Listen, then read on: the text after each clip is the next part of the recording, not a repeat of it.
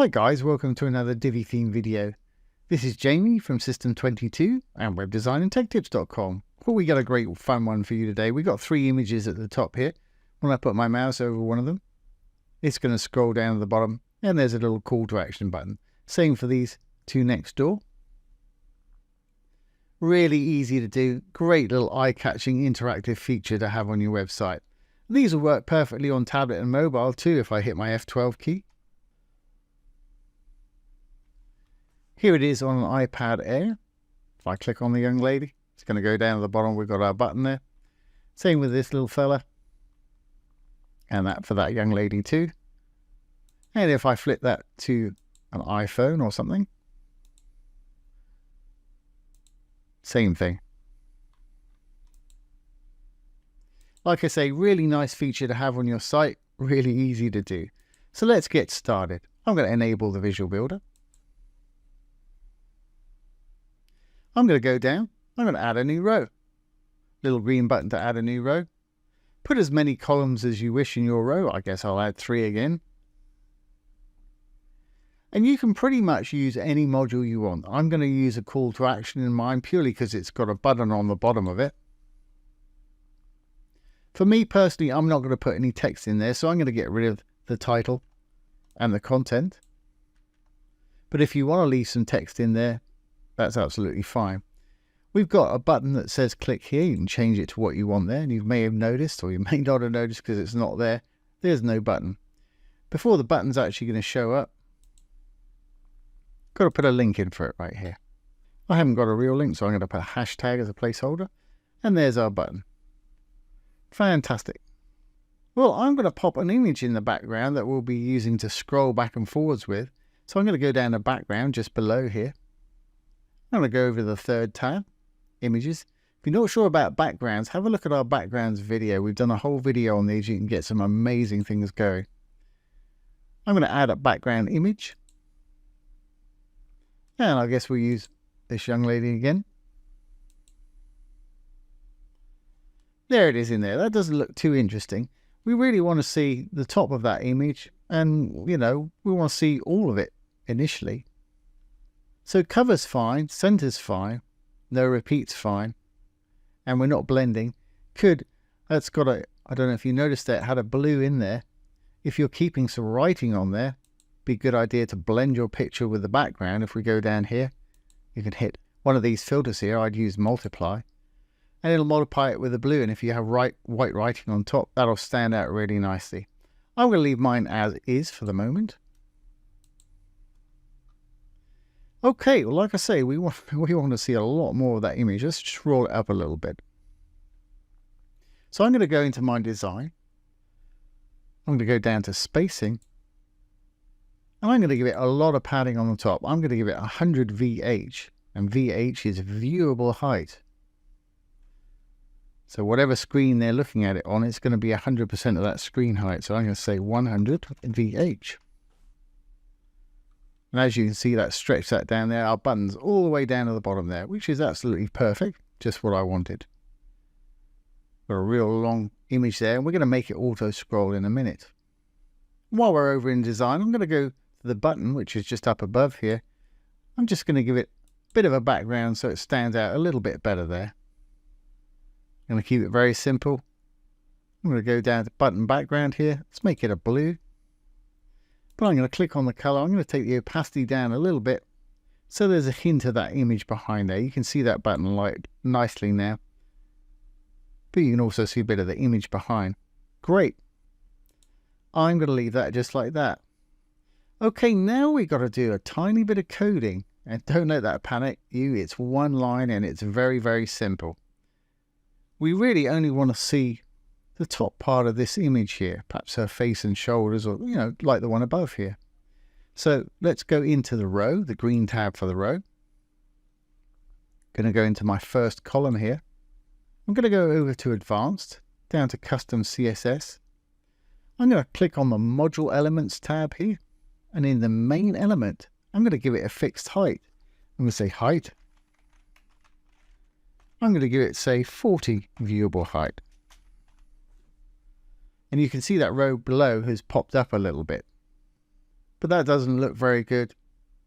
We've still got these sort of elements touching. That's not really what I want at all. So I'm going to put a little semicolon there.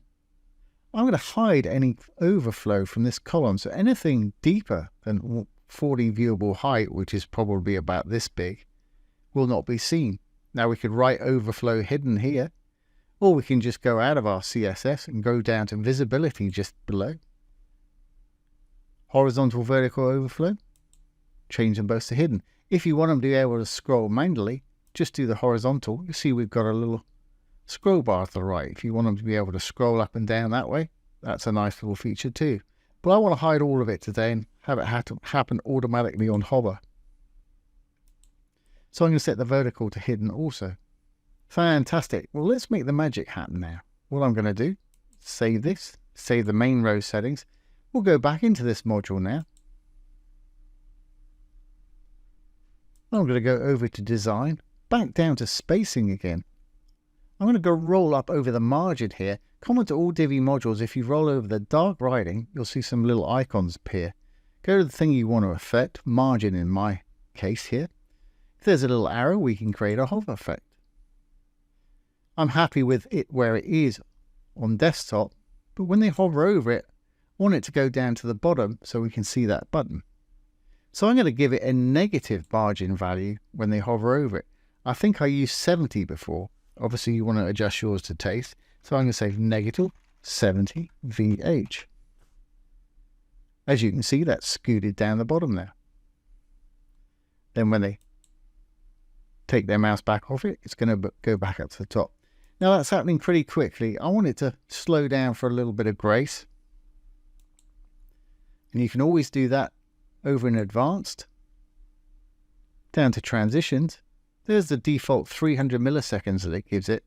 I'm going to give it, well, close to a second. Obviously, again, adjust yours to how you want it. I think that'll do for me.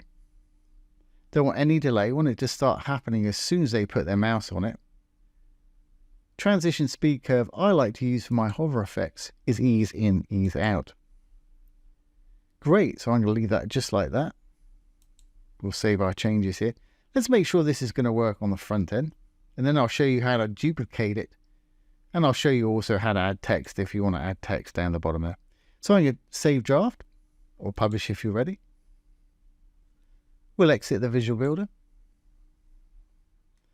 There's a little image that we created right there. I'm going to put my mouse on it. And it's going to take 800 milliseconds or just under a second to roll back down to the bottom. And of course, they can click on the little click here. Now, once you've done one, it's very easy to duplicate. Let's enable the Visual Builder again quickly. I'm actually going to go to the back end to do this for speed. I'm going to hit the little purple button. Over on the left-hand side, we'll find wireframe view. That will get us on the back end. There's our little call to action. I'm going to duplicate it. I'm going to drag one of them across to the next column. But I want the same settings on the column as we had in the column to the left there. So let's go into this row. There are our columns. That's the left one. I'm going to right click on it. I'm going to say copy item styles. I'm just going to left click on copy item styles. I'm going to right click on the column that we've just put the call to action in there. I'm going to paste the item styles. Great. Now I'm going to go into the call to action itself. We can flip back to the front view here. Remember, we've already got our margins and everything in this one. So I'll flip back to desktop view. Yeah, let's put a title in it this time.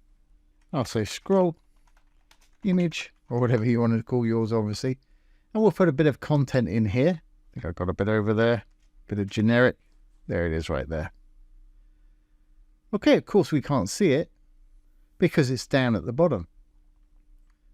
Let's go down the background, switch out that image. Put this fella in. What I'll do while I'm here, there's an arrow up here. I'm going to flip it so we can see the text. If I put it on the hover state, it'll show us down the bottom. Not quite got enough to show it all on this one. There's that text there. So let's up in design. We'll up our spacing. Minus 70 and minus 90 maybe too much. Not bad. 95. Yeah, I think that works for me.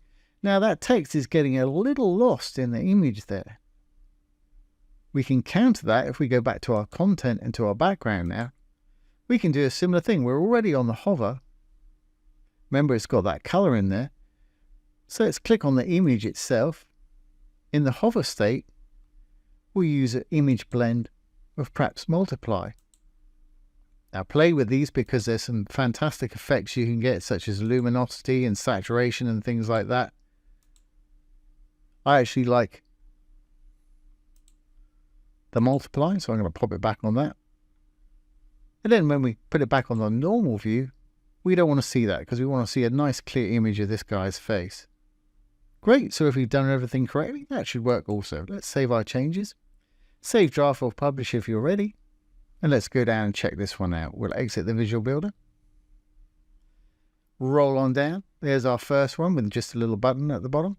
Here's our second one. We're going to scroll down and it's going to change color.